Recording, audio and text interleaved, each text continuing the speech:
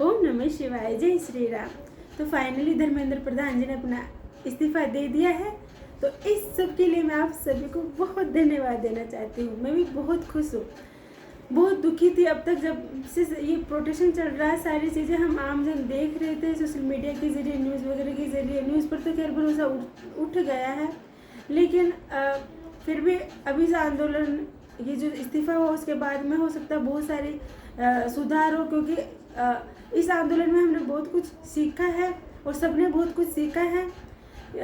सच्चाई सीखी है, सच्चाई का आईना देखा है, और कैसे यदि आप सच्चाई से परे आप अगर जाते हो, बुराई के रास्ते पर जाते हो, गुलामी की तरफ जाते हो, तो कैसे आपको आमजन नकार देते हैं, अच्छाई नकार देती है। फिर क्योंकि बुराई चाहे कितनी भी अहंकारी हो जाए, वो उसकी आयु कम है और सत्य हमेशा था है और रहेगा।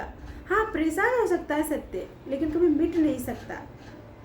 ठीक है, तो यहाँ पर बहुत कुछ सीखने को मिला है। जो आप मीडिया पर गोदी मीडिया का टैग लग चुका है, यदि आपने देखा हो तो अब आपको समझना पड़ेगा कि आम जनता की सेवा के लिए, आप सेवा के रूप में यदि आप काम करोगे तो आप फिर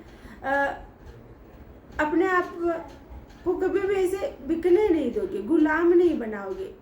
कभी भी ईमानदारी से आपकी छवि को सुधारोगे और वापस से भरोसा जीतोगे देश का। साथ ही अब इस्तीफा तो हो गया, ठीक है, लेकिन प्यारे बच्चों, आपने इस आंदोलन को सफल बनाया है मार खा करके। तो अब यह आपकी जीत है। हाँ, खुशियाँ मनाइए, मिठाइयाँ बांटिए, लेकिन इस्तीफे के साथ आपकी जिम्मेदारी पूरी नहीं होती है, क्योंकि आपने साबित किया है कि आप क्या हो।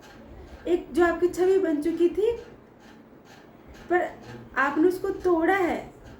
और बच्चों, आप क्या कर सकते हो, सोचो आपने क्या किया है, आपको मालूम नहीं है। जो नामुमकिन चीज़ थी उसको मुमकिन किया है बच्चों। अब इस जिस शिक्षा के लिए आप इतनी मार खाई, इतना कुछ सहन किया, उस पर आपको काम करना है। और जितने भी सरकारी नौकरियां हैं, बड़े बड़े पद है खाली, उसके लिए आप बने हो, जनता के लिए आप बने हो, सेवा के लिए आप बने हो। क्योंकि इतनी मार खाने के बाद भी जो आपने अहिंसा का रास्ता चुना, शांति का रास्ता चुना, वो आपकी असली ताकत है। और ऐसे बड़े पदों पर आपकी बहुत ज़रूरत है, ऐसे ईमानदार लोगों की ज़रूरत है।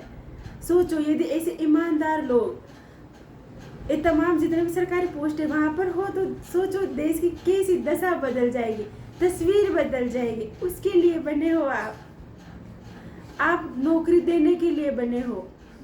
जो भी आप मतलब आप नामुमकिन चीज़ को जो मुमकिन कर सकते हो, सोचो आप अपने करियर के लिए क्या कर सकते हो। इसलिए केवल इस्तीफा होने से होना ठीक है, आपने सफलता पा ली, लेकिन अब आपको क्या करना है इस पर भी सोचना है। एक बार फिर से मैं तमाम सभी को बहुत बधाइयाँ देती हूँ, बहुत बहुत बधाइयाँ। ओम नमः शिवाय, जय श्री राम।